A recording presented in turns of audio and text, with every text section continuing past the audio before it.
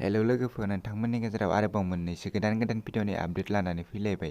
नोंथांमोना नैबे गोदान भिडिअनि फुल आपडेटखौ मिथिनो थाखाय बे भिडिअखौ स्किप खालामालाखिनो जोबजासिम नायनो नांगोन, होनब्लासो मिथिगोन दि बे गोदान भिडिअफोरखौ बबे चेनेलाव होदों।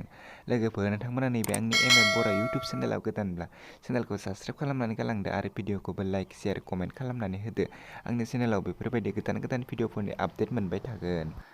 बे गोदान भिडिअनि टाइटेलानो जादों सिमांखौनो।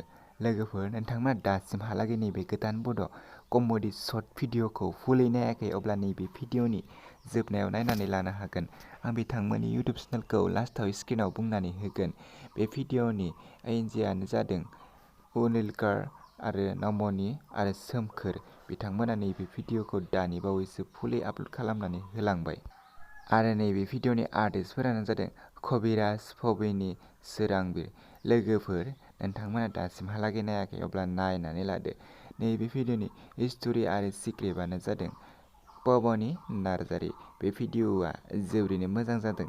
नोंथांमोना बे भिडिअखौ फुल नायनो थाखाय बिथांमोननि केबि प्रडाक्शन नैबे स्क्रिनाव नुनाय इउटुब चेनेलाव थांनानै बिथांमोननि नैबे गोदान बड' शर्ट कमेडि भिडिअखौ नायनानै लाहैनो हागोन।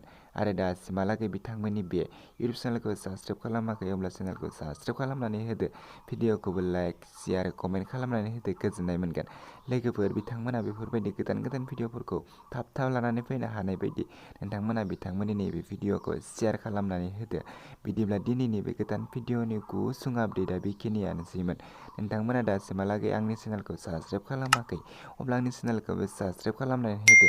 आं बेफोरबायदि गोदान भिडिअफोरखौ नोंथांमोननि गेजेराव थाब लानानै फैनो हानाय बायदि भिडिअखौ लाइक, शेयार, कमेन्ट खालामनानै होदो।